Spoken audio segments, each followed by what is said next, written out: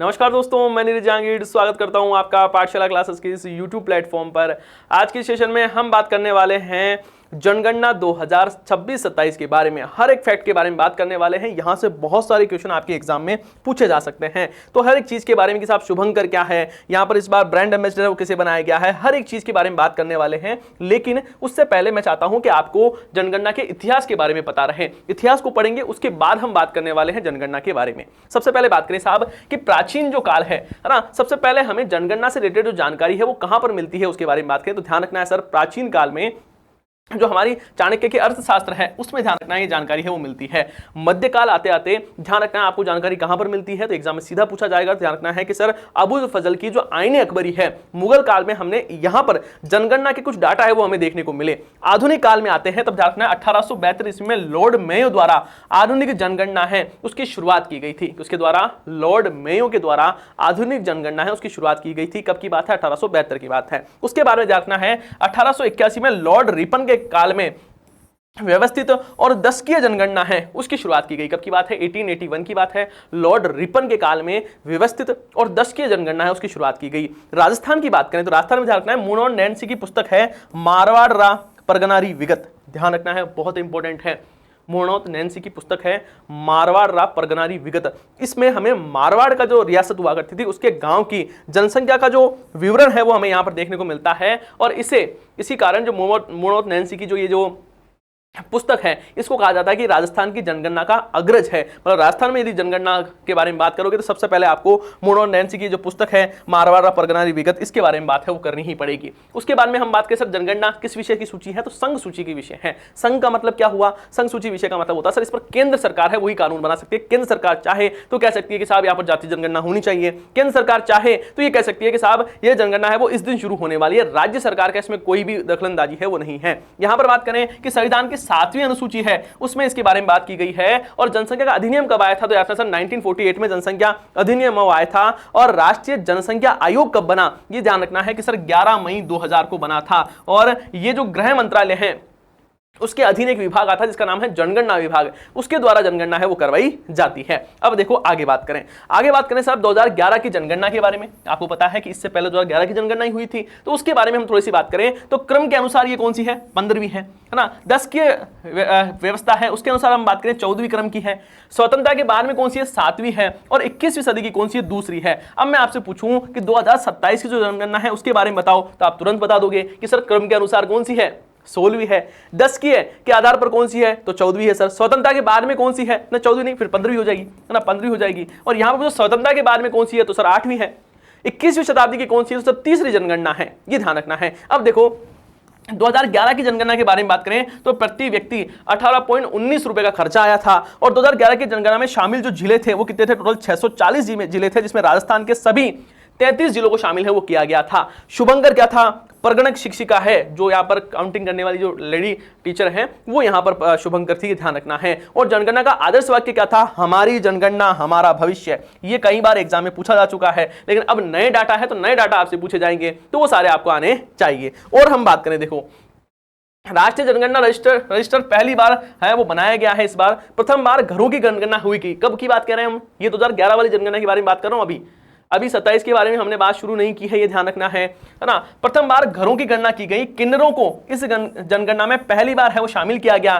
पहली पेपरलेस जनगणना है उसकी शुरुआत की गई। जातीय जनगणना दूसरी बार 2011 में की गई थी, प्रथम बार 1931 में की गई थी। और 2011 की जनगणना में 2 चरणों में संपन्न हुई। पहला चरण तो हुआ था सर 15 मई से शुरुआत हुई, 30 जून तक हुआ है ना। और इसका जो दूसरा चरण है वो 9 फरवरी से लेकर 28 फरवरी के बीच में आयोजित है, वो किया गया। तो ये सारी बातें ध्यान रखनी है। सर राजस्थान के बारे में बात करें या भारत की बात करें पहले, तो भारत की जनगणना है कितनी? ध्यान रखना है साहब 2011 की जनगणना के अनुसार भारत की जनसंख्या है वो 121.085 करोड़ है ना। राजस्थान की बात करें तो राजस्थान में 6.85 करोड़ है वो राजस्थान की जनसंख्या है, जिसमें पुरुष की बात करें तो 51.86% है और महिलाएं 48.14% है। राजस्थान में भारत की कुल जनसंख्या का 5.67% और विश्व की कुल जनसंख्या का 1.6% हिस्सा है वो यहां पर निवास करता है। 2011 के अनुसार जनसंख्या की दृष्टि से हमारा 8वां स्थान था, लेकिन वर्तमान में हमारा 7वां स्थान है, क्योंकि आंध्र प्रदेश का विभाजन है वो हो गया है। वहीं बात करें कि यहां पर 1 अक्टूबर 2025 तक राजस्थान की जो अनुमानित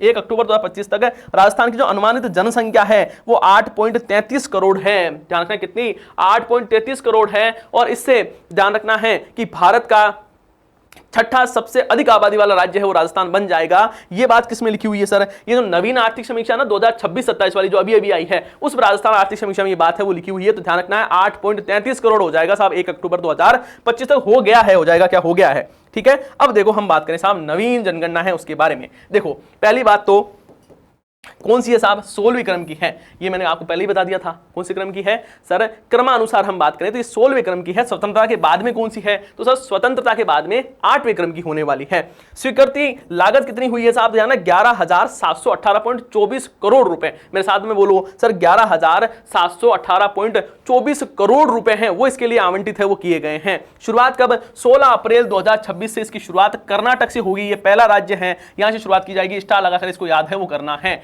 ठीक है, वहीं बात करें भारत की पहली पूर्णतः डिजिटल होने वाली, पहली हमने इससे पहले बात की थी वो डिजिटल थी, लेकिन ये पूर्णतः डिजिटल है। No pen paper. पिछली बार तो पेन पेपर था, है ना, याद होगा आपको। हाँ, आपको क्या ही पता, है ना।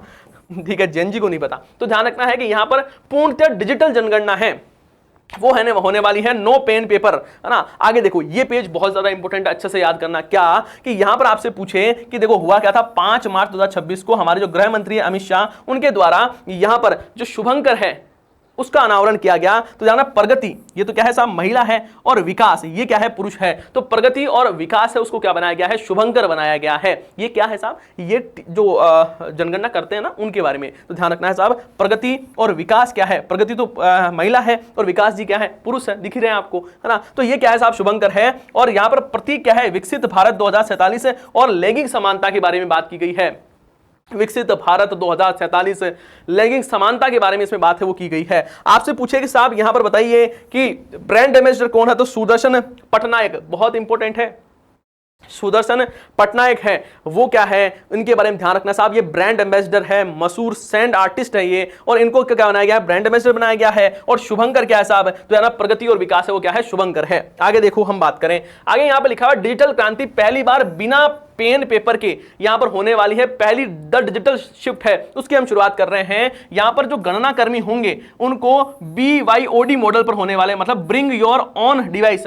मतलब पिछली बार जैसे क्या होता था, बड़े बड़े रजिस्टर देते थे, उस रजिस्टर में लिख के आते थे। अब ऐसा नहीं है, आपके फोन में ही एप्लीकेशन होगा, आपकी आईडी होगी। जैसे ही जो टीचर वगैरह है, टीचर वगैरह यही सबसे ज्यादा करते हैं, 3rd ग्रेड टीचर वाले। तो ध्यान रखना है कि यहां पर क्या होगा, आपको फोन लेकर जाना है अपना, आपको लैपटॉप लेकर जाना है अपना, है ना। वहां पर क्या होगा? ब्रिंग योर ऑन डिवाइस, मतलब आपकी खुद की डिवाइस लेकर जाना है। वहां पर जो जनगणना करने वाला व्यक्ति होगा वो क्या करेगा, उसकी एक रजिस्टर्ड आईडी होगी, उस आईडी से वो लॉगिन करेगा। लॉगिन करके वो सारी फोन पर ही सारी बातें हैं वो इसमें ऐड ऑन है वो कर देगा। तो कुल मिला के ये बात है यहाँ पर। और ध्यान रखना नागरिकों के लिए क्या है? सेल्फ इन्यूमरेशन दिया हुआ है कि मतलब आप खुद पोर्टल पर जाकर, पोर्टल क्या है साहब? पोर्टल है यहाँ पर देखो census.gov.in, इस पोर्टल पर जाकर आप मोबाइल नंबर है उससे लॉगिन कर सकते हैं और 16 अंकों का यहाँ पर एक आईडी आपको मिल जाएगी और अपनी जानकारी ऑनलाइन आप खुद भी सबमिट है वो कर सकते हैं, लेकिन सबमिट बिल्कुल ईमानदारी से करनी होगी, ये ध्यान रखना है। दूसरी बात, यहां पर 1 अप्रैल 2026 से लेकर 15 अप्रैल 2026 तक स्वयं गणना सुविधा कर्नाटक में शुरू है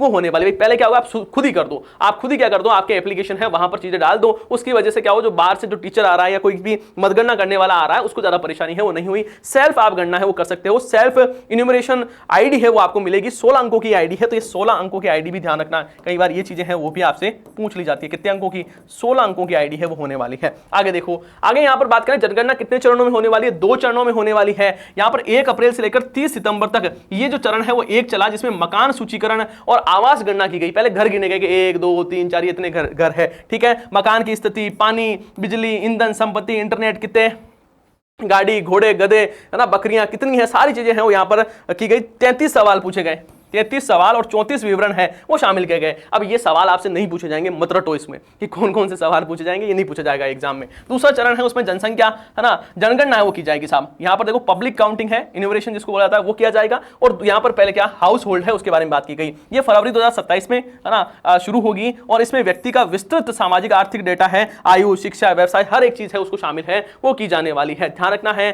कि लद्दाख, हिमाचल प्रदेश, उत्तराखंड वाले, जम्मू कश्मीर वाला है, यहाँ पर बर्फबारी होगी, इसलिए इसको 1 अक्टूबर 2026 से ही जारी शुरू है वो कर दिया जाएगा, क्योंकि यहाँ पर बर्फबारी होती है। तो मुझे बताओ फरवरी तो भयंकर बर्फबारी होगी, इसलिए इसमें पहले ही कर दिया गया है। यहाँ पर ध्यान रखना, जाति आधारित जनगणना होने वाली है, कास्ट सेंसस होगी। क्या होगा साहब? कास्ट सेंसस होने वाला है। ये कुछ ऐतिहासिक बदलाव है वो यहाँ पर किए जा रहे हैं। यहाँ पर पहली बार व्यापक स्तर पर ST SC के है ना राष्ट्रव्यापी जाति जनगणना है वो की जाने वाली है। इनके आंकड़े भी यहाँ पर रहेंगे। ठीक है, भविष्य में निर्वाचन क्षेत्रों में परिसीमन का मुख्य आधार बनने वाला है। यहां पर सरकार को पता लगेगा कि किस क्षेत्र में, देखो जनगणना करवाना बहुत ज्यादा जरूरी है। जनगणना करवाना क्यों जरूरी है सर? ये जरूरी इसलिए है कि मान लो कि आप एक घर के मुखिया हैं, घर के क्या है? मुखिया हैं। आप जाते हो बाहर सामान लेने, जैसे मान लो कि आप फ्रूट लेने गए हो, आप आम लेने गए हो। अब आप पूछे कितने आम लूं, अब आपको पता ही नहीं है घर पे लोग कितने हैं। आप लेके आए 2 किलो आम, 2 किलो आप घर पर लाओगे, आपको पता लगा घर में 25 आदमी हैं। 2 किलो आम से क्या होगा फिर? या फिर आप 2 किलो आम लेकर आए, आपको पता लगा कि घर पे तो सिर्फ एक ही आदमी है।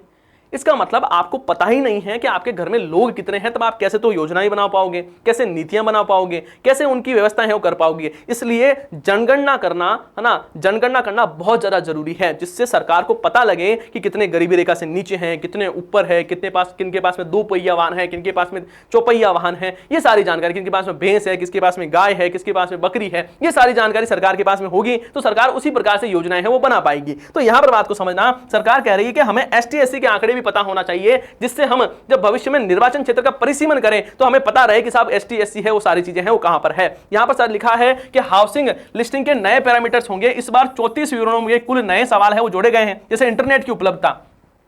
आपके पास में फोन है क्या? पूछेगा कि हाँ साहब है।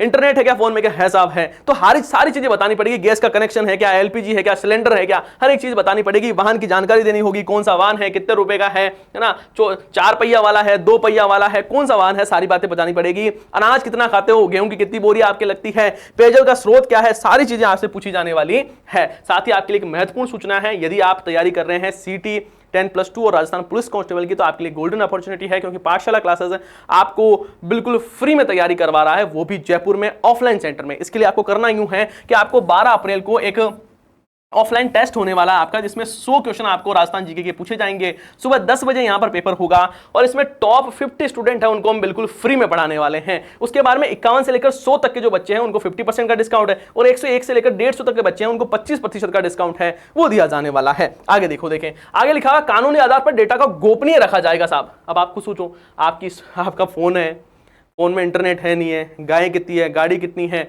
वाहन की सारी जानकारी अगर आप किसी आदमी को दे दो और वो किसी को दे दे तो यहाँ पर तो बड़ी समस्या हो जाएगी। तो इसके लिए सरकार ने कहा है कि टेंशन लेने वाली कोई बात नहीं है।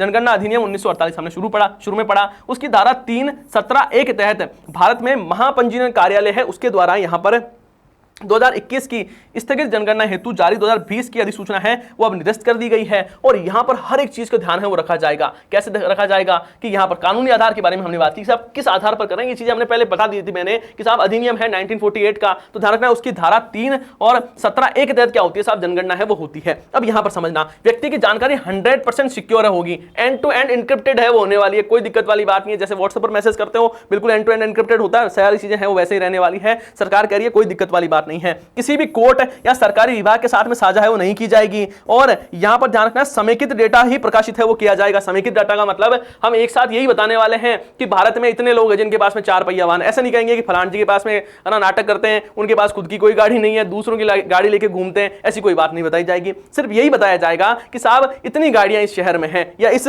देश में, इस राज्य में इतनी गाड़ियां हैं, यही बताया जाएगा, ये ध्यान रखना है। आगे देखो, कुल मिलाकर डेटा का उपयोग कहां कहां होगा इसके बारे में बात करें तो सटीक नीति निर्माण में होगा। जैसे मैंने आपको शुरू में बताया कि जब जनगणना होती तब क्या होगा, सटीक नीति निर्माण होगा, कल्याणकारी योजनाएं हैं वो हम चला पाएंगे, साथ ही संसाधनों का सही वितरण हो पाएगा। अब मान लो कि यहां पर है ना, यहां पर मान लो कि कोई भी अपन राज्य का नाम नहीं ले, लेकिन मान लो कोई राज्य है जो बिल्कुल गरीब है, बिल्कुल स्थिति खराब है, बहुत भयंकर स्थिति है। एक पास में कोई एक्स राज्य है और उसकी स्थिति बहुत मजबूत है। अब सारी योजनाएं, मान लो सरकार अच्छी है या कुछ भी कारण हो, उस वजह से एक राज्य है उसमें तो बहुत ज्यादा पैसा डाला जा रहा है और एक राज्य गरीब है उसकी और स्थिति खराब हो रही है। तो जब ये पता रहेगा, जब डाटा रहेगा कि साहब बिहार की स्थिति ऐसी है, झारखंड की ऐसी है, राजस्थान की ऐसी है, तब यहां पर क्या किया जाएगा, ध्यान रखना, संसाधनों का सही तरीके से वितरण है वो हो पाएगा। ST SC OBC है, इनका विकास किया जाएगा, डाटा की मैपिंग की जाएगी और एक काम है वो बहुत शानदार तरीके से होने वाला है। इसलिए ध्यान रखना, जनगणना है वो की जाती है। तो यहां तक हमने सारी चीजें हैं वो पढ़ ली है। आपको बताना है कि ये जानकारी आपको कैसी लगी है। यदि ये जानकारी अच्छी लगी है तो वीडियो को लाइक करना है, आपके सभी साथियों के साथ में शेयर जरूर करना है वीडियो को। बाकी ये पीडीएफ है वो आपको हमारे टेलीग्राम चैनल पर मिल ही जाएगी। बाकी फिर भी किसी प्रकार का कोई इशू हो तो ये देखो, ये मेरे फोन नंबर है 78910789104647 इस नंबर पर आप मुझे व्हाट्सअप कर सकते हो। कोई भी इशू है इस पर व्हाट्सअप करो, सारा समाधान है वो करने का प्रयास करूंगा कह रहा हूं। रात को 12-12 बजे कॉल करने लग जाते हो यार, समझो चीज को, है ना। तो कॉल वॉल नहीं करना, व्हाट्सअप मैसेज है वो करना है। आप सभी का बहुत बहुत धन्यवाद। हम मिलते हैं नेक्स्ट सेशन में। जय हिंद, जय भारत।